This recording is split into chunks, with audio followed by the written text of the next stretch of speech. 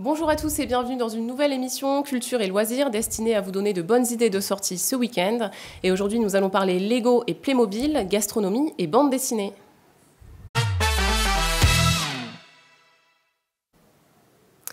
Et on commence tout de suite avec vous, Yann Achin et Sébastien. Bonjour et merci d'être avec nous sur ce plateau. Alors Yann, vous organisez ce week-end l'X-Play qui s'annonce comme le temple des Lego et des Playmobil. C'est tout le week-end à Cara. Dites-nous deux mots sur ce qu'on va pouvoir voir et même peut-être acheter sur place. Alors, sur place, donc, vous pourrez avoir différents dioramas, différentes scénettes. Alors, des dioramas, c'est quoi? Alors, le diorama, c'est en fin de compte, vous avez un plateau où les gens des quatre coins de la France et de l'Europe sont venus avec leur propre création, c'est-à-dire qu'ils vont créer soit des bâtiments comme Buckingham Palace, ou bien, par exemple, il y a une grande scénette sur une bataille napoléonienne, Austerlitz. Donc, et chacun viendra avec ses réalisations. Ils ont fait ces blocs-là chez eux en amont. Là, ils viennent les poser et après, il reste à installer toutes les figurines. Et voilà, donc, il y a des gens de toute la France et même au-delà. Voilà. Et on a mixé les deux supports parce que effectivement, Lego et Playmobil sont une marque concurrente, mais on est, autour de cette même passion. Et donc, on a voulu créer cet événement-là avec l'Espace Cara. On a pris le challenge, c'est une grande première. Et donc, c'est passé. Voilà. Ça fait 1 an et demi qu'on le prépare et maintenant, on y est. Ça y est. Et je crois qu'il y aura aussi une mosaïque humaine. Alors, il y aura une mosaïque qui sera réalisée à partir de Lego.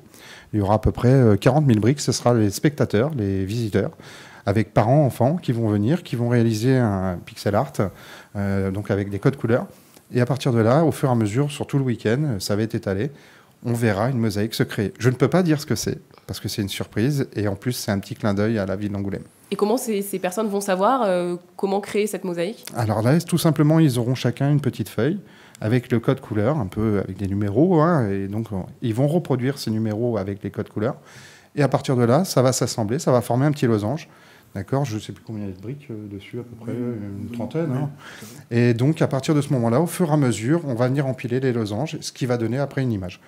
Donc on combien de briques au total? Je crois qu'on est à peu près à entre 33 et 34 000 briques pour l'instant. On n'a pas voulu aller au-delà. Je crois que la plus grosse qu'on avait fait, elle était de 110 000 briques.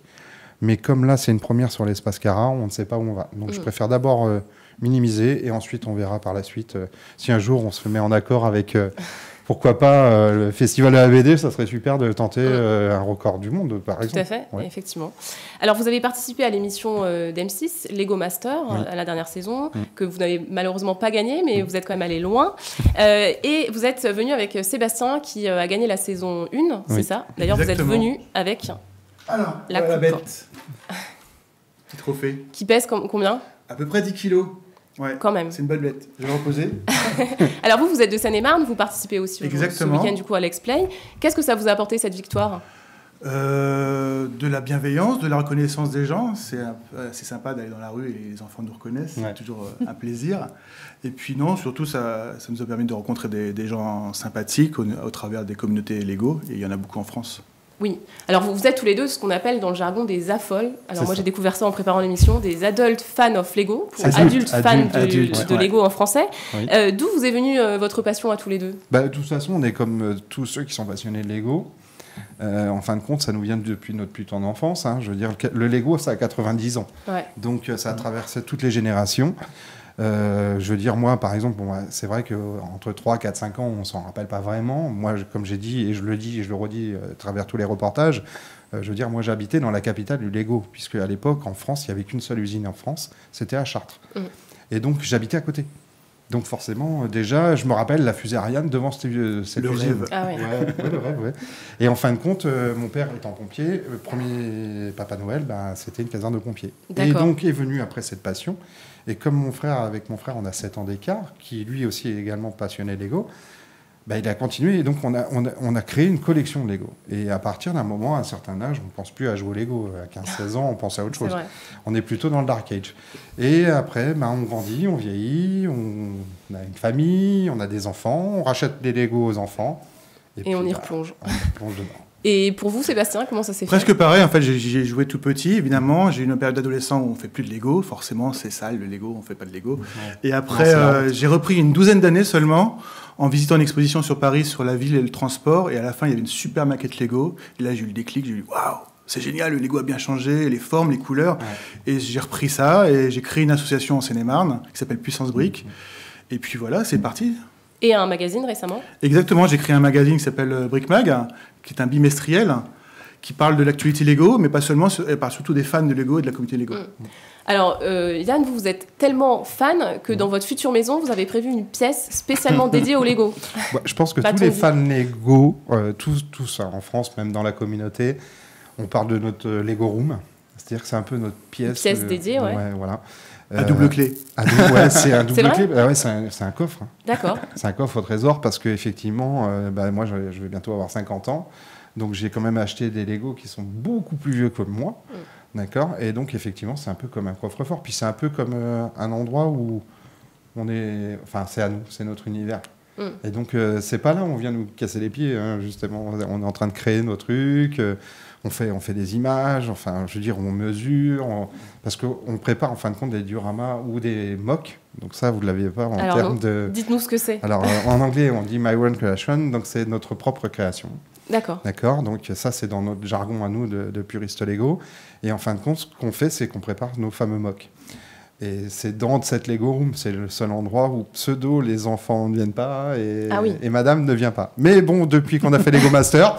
Et qu'elle y a participé madame partage, parce qu'elle a quand même l'esprit créatif. Et puis les enfants, l'avantage qu'ils ont, c'est qu'effectivement, quand on arrive, il y a plein de casiers de briques. C'est un peu comme quand on regarde l'émission de Lego Master, on voit toutes ces briques et tout. Bah là, c'est pareil, c'est tout trié, mais pas par couleur, parce que souvent, les gens nous demandent comment vous triez vos briques. Non, nous, on les trie par forme. D'accord. Et en fin de compte, la couleur, on la retrouve dans la forme. Donc c'est plus facile pour nous, et dès qu'on a besoin de telle ou telle pièce, on sait où est la référence. Alors je crois que vous faites surtout aussi des reconstitutions de batailles, c'est un peu votre spécialité. Je suis plutôt dans l'histoire, moi, avec les dioramas.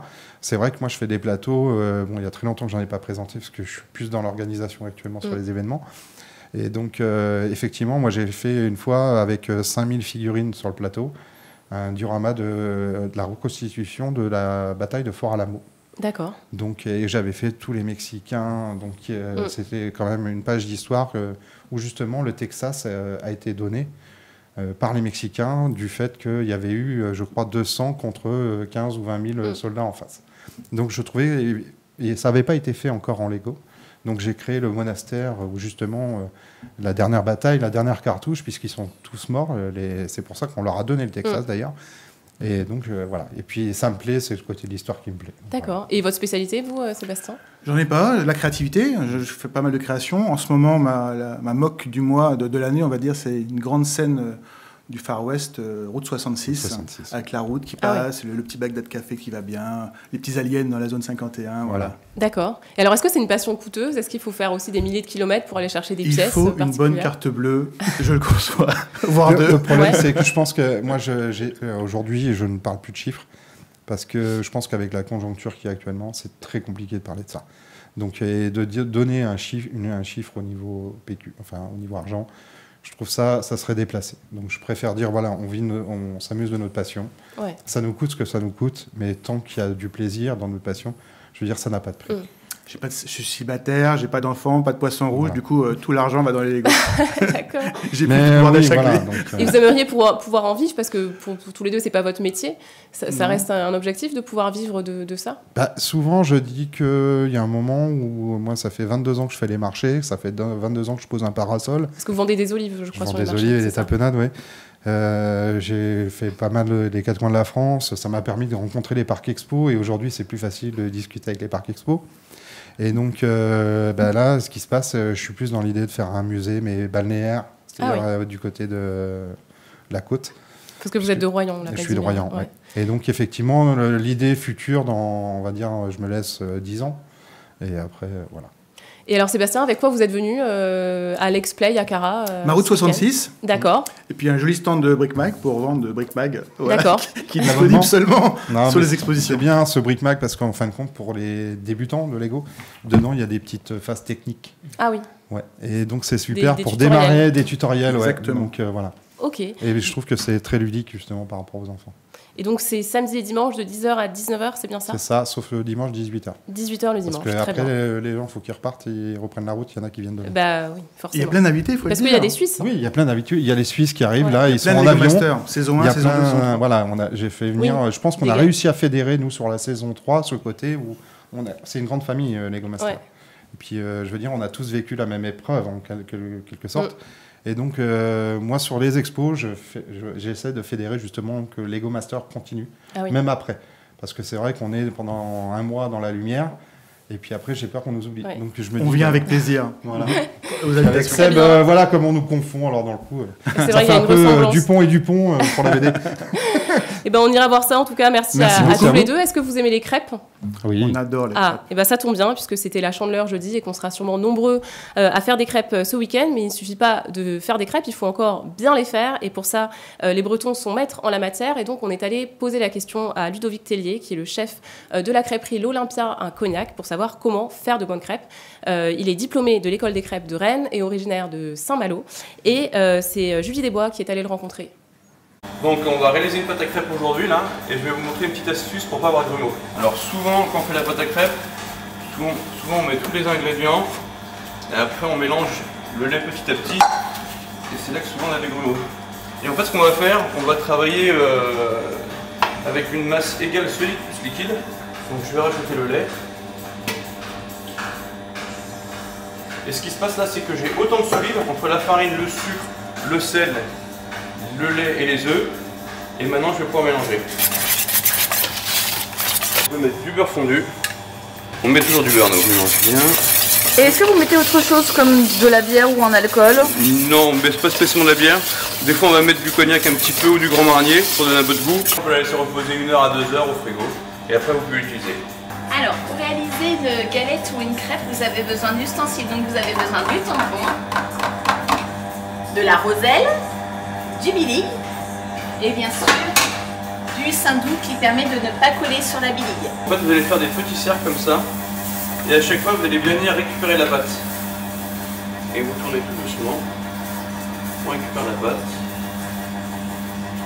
Donc là, ça cuit à peu près, on va dire, 15-20 secondes sur le premier côté. On voit qu'elle est bien colorée. Et on a une belle crêpe. Toujours du beurre. Une spécialité. Boule de glace. Et arroser la crêpe. On a des crêpes comme en Bretagne. Voilà, bonne dégustation. Et voilà de quoi bien se régaler, une crêperie manifestement approuvée par nos invités. Non, mais c'est génial, c'est un coup du hasard parce que j'y suis allé il y a 15 jours, c'était vraiment très bon.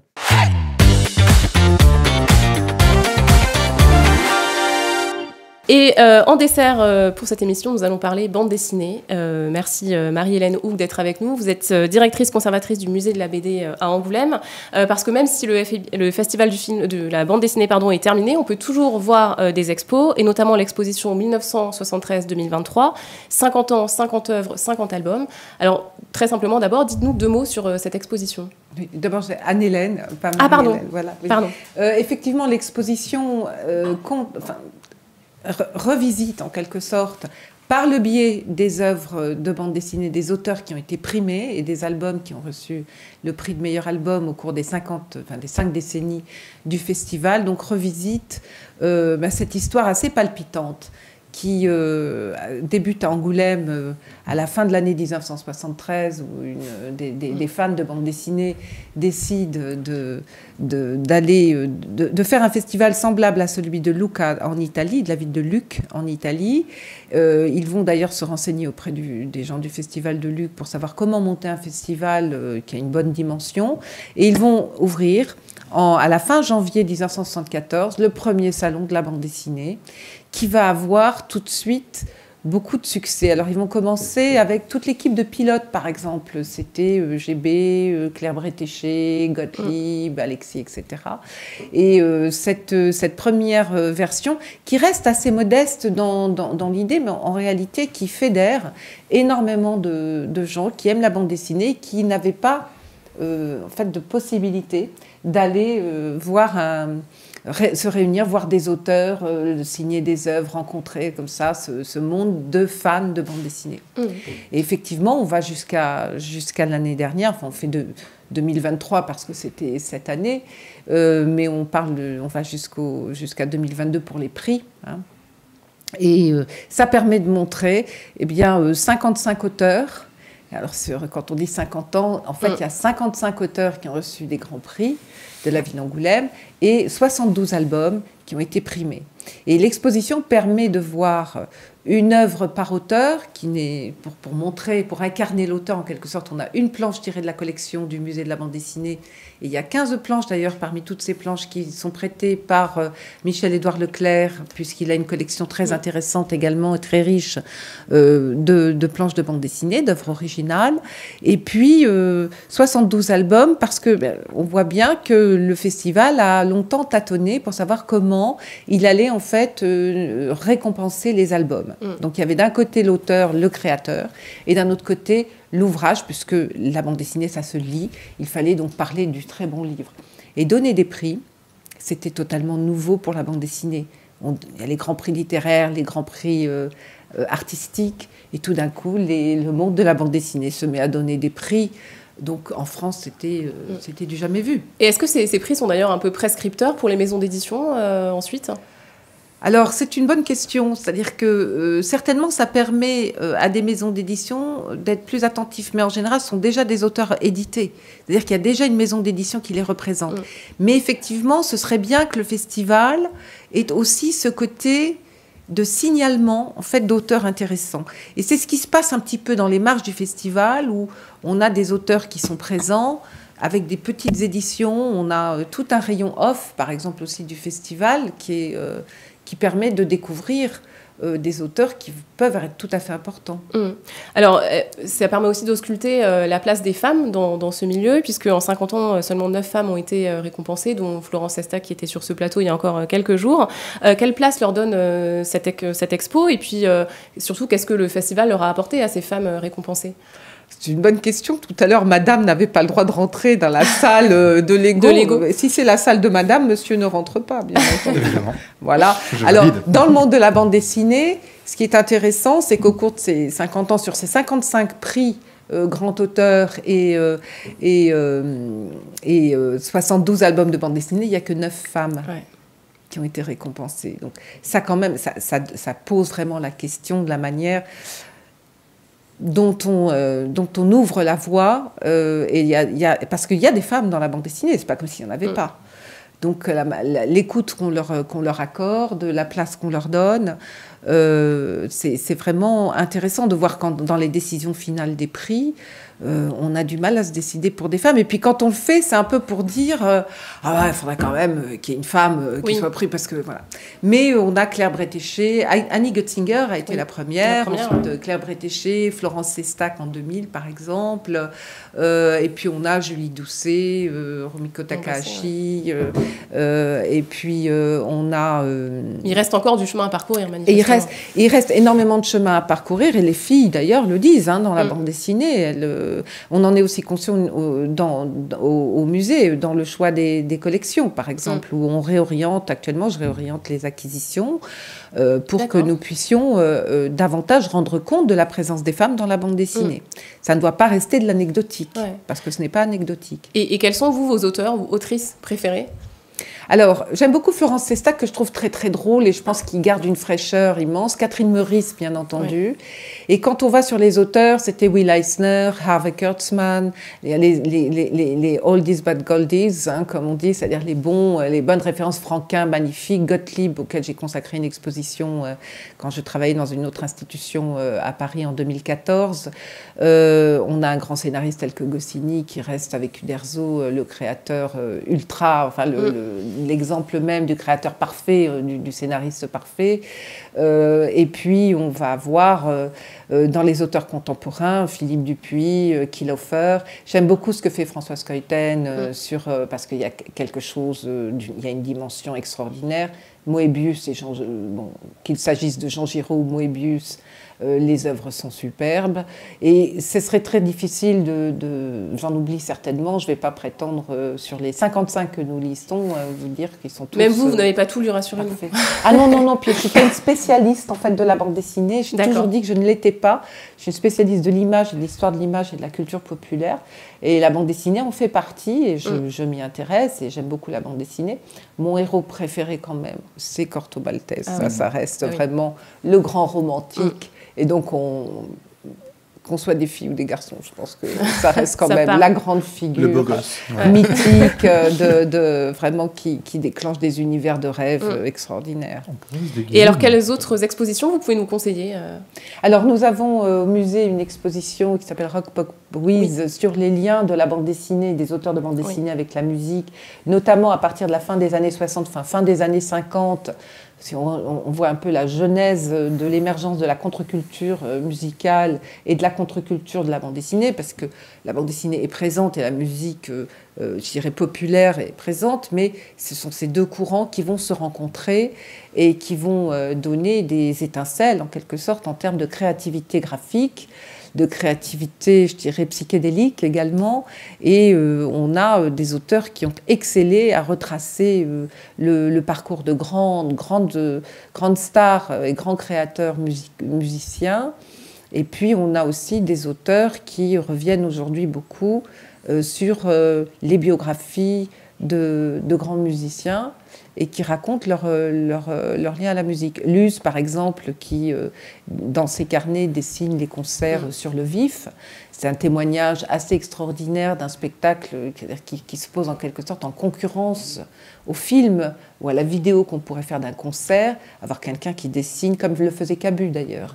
Il a fait ça avec Cabu, de dessiner des concerts dans ses carnets, vraiment sur le vif.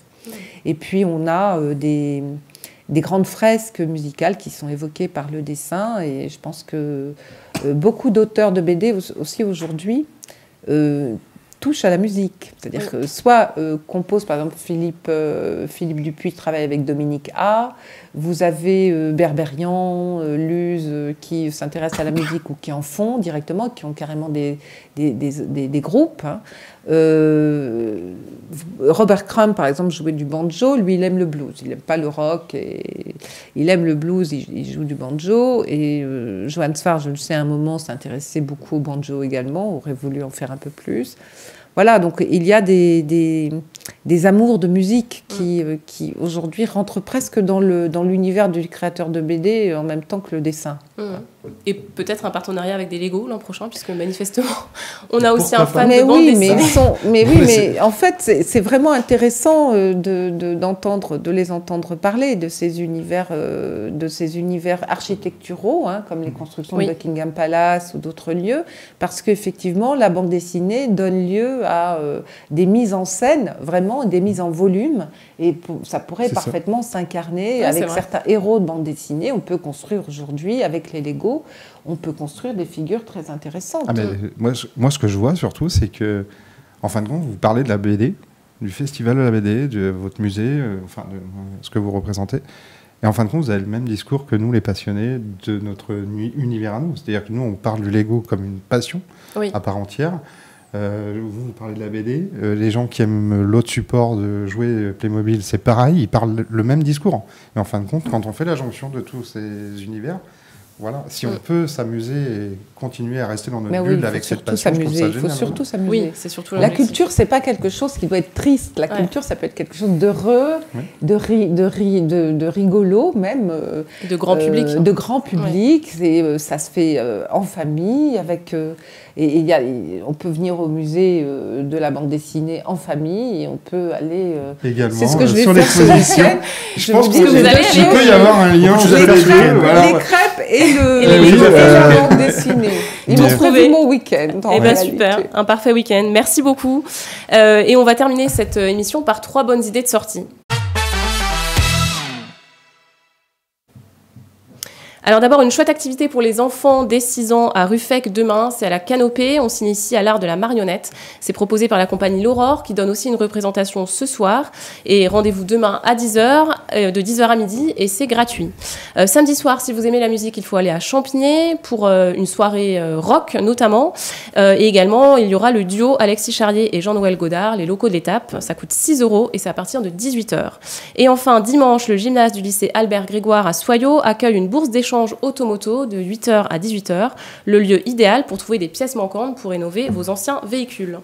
Merci à tous les 3 d'avoir été avec nous et puis bon week-end pour croiser vos passions communes. Merci à vous également, bon week-end. C'est génial, vous avez trouvé vraiment la bonne fusion. Le bon trio. Rendez-vous l'année prochaine pour une fusion. Exactement. Oui. Et c'est comme Festival ça de la que BD, pourquoi pas? C'est comme ça oui, ils connaissent les projets. On suivra ça avec attention. On reviendra vous voir. Cette émission est à voir et à revoir sur votre site internet. Merci à tous. Merci.